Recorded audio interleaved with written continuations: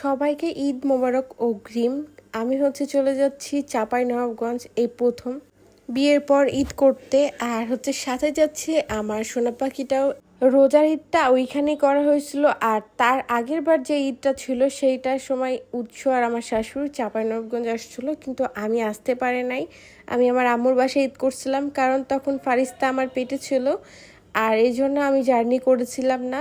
যাওয়ার কথা ছিল, তবে সবাই যেতে নিষেধ করছিল, সেজন্য আমি আর যাই নাই।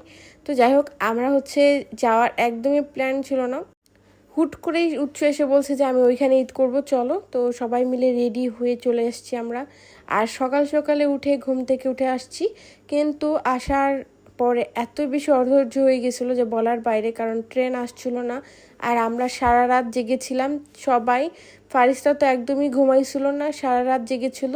সকাল 6টার সময়তে একটু ঘুমাইছিল, আর এই সকালবেলাতে 1 ঘন্টা একটু ঘুমিয়ে তারপর আমরা উঠে চলে আসছি।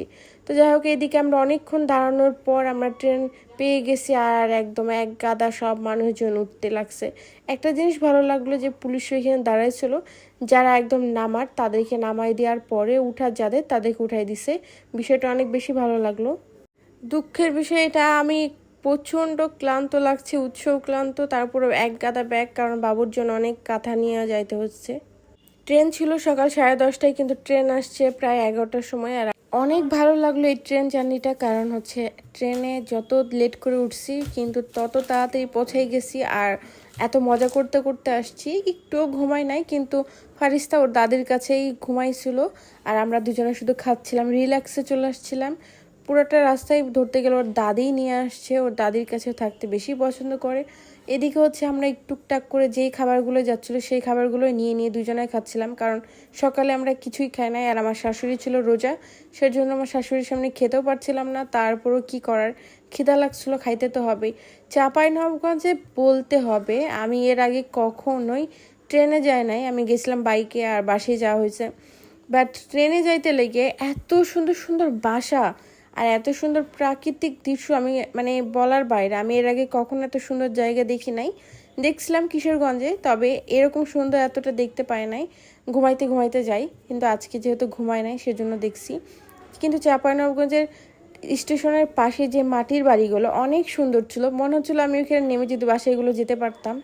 কি আর করার, ভাবছি যে একটু চাঁপাইনবাবগঞ্জে আসবো। সুন্দর একটা বাসা হবে, প্রাকৃতিক বাসা, মাটির বাসা হবে, গাছপালা থাকবে, মাঝখানে অনেক বড় একটা উঠান টাইপসের কিছু থাকবে। বাট না, আমার নানি শ্বশুরের বাসা কিন্তু শহরের বাসার মতনই, সেজন্য একদমই গ্রামের কোনো ফিলটা পায় না। একটু দূরে গেলে তখন ভালো লাগে। তো যাই হোক, এদিকে এক গাদা ব্যাগ নিয়ে উৎসর আমার শাশুড়ি হেঁটে হেঁটে চলে যাচ্ছে। বের হতে এখানে দেখছি বড় একটা খাসি রেখে দিছে। আমার শাশুড়িকে আমি মজা করে বলছিলাম, এই খাসিটা নিয়ে নেন, আমরা এটা কুরবানি দিব, বাসায় নিয়ে যাই। তো আমার শাশুড়ি একটু মজা করে আদর করে দিচ্ছিল খাসিটাকে। তো যাই হোক, এইখান থেকে আমরা চলে যাব সরাসরি কানসাটে। তো কানসাটে যাওয়ার জন্য আমরা একটু অটো উঠে গেছি, আর যাইতে যাইতে নিউ মার্কেট দেখলাম। ভাবছিলাম যে একটু মার্কেটে ঢুকবো, ফারিস্তার জন্য কিছু টি শার্ট নিব, কারণ আমি রাজশাহীতে বাজারে যাইতে পারি নাই তেমন। গেছিলাম একবার, যে 2টা মাত্র ড্রেস নিয়ে আসতে পারছি, আর সেজন্য গেঞ্জি সেট নেওয়া হয় নাই। ভাবলাম একটু যাব, কিন্তু মোটেও যাওয়া হইলো না, উচ্চ নামতে দেয় নাই। তারপর রাস্তায় রিক্সার উপর থেকে আমি কিছু ড্রেস দাম জিজ্ঞেস করছিলাম, বাট একটু দামটা বেশি চাইছে, সেজন্য নিতে পারলাম না। তো যাই হোক, চাঁপাইনবাবগঞ্জে কারা আছেন অবশ্যই বলবেন কোন মার্কেটে গেলে ভালো গেঞ্জি পাওয়া যাবে। আমি যেহেতু কয়েকদিন আছি এখানে, তো আমরা বাসায় আসার পরে দেখছি বাসা একদমই ফাঁকা, যেহেতু আমরা দুপুরবেলায় আসছি, প্রায় 1টার দিকে আসছি। সবাই নামাজ পড়ছে, কেউ খাওয়া দাওয়া করছে। তো যাই হোক, সবাই ঘুমায় আছে। আমরা সবার সাথে দেখা করে খাওয়া দাওয়া করে তারপর আমি রেস্ট নিয়েছিলাম। উৎসও ঘুমাইছিল, তারপর ঘুম থেকে উঠে ওই চলে গেছে ছাদের উপরে। ছাদের উপরে যেয়ে দেখছি সব ছাগলগুলো রেখে দিছে, আমি উঠি নাই, বাট উৎস উঠছিল। আর আসার পরই ছাদের উপরে উৎসকে পাঠাইছিলাম এর আগে, কারণ ছাদের উপরে কাপড় দিতে পাঠাইছিলাম। আমি গতকালকে রাত্রে কাপড় ধুয়ে তারপর বারান্দায় দিছিলাম, কিন্তু অনেক জোরে বৃষ্টি আসছিলো, এর জন্য আমি কাপড় একদমই শুকাইতে পারিনি। পরে ভাবলাম যে ছাদের উপরে আগে দিয়ে আসলে শুকাই যাবে। তো ছাদের উপরে উঠছে, এসে কাপড় সবগুলো দিয়ে গেছে, শুকাই গেছে প্রায় মনে হয়। তো এদিকে উৎস পুরোপুরা বাসাটা দেখানোর জন্য ছাদের উপরে উঠছিল, আমি উপরে উঠেছিলাম না। উপরে কেমন করে ঘর করছে এটাও দেখা হয় নাই, ভিডিও কলে শুধু দেখা হয়েছে।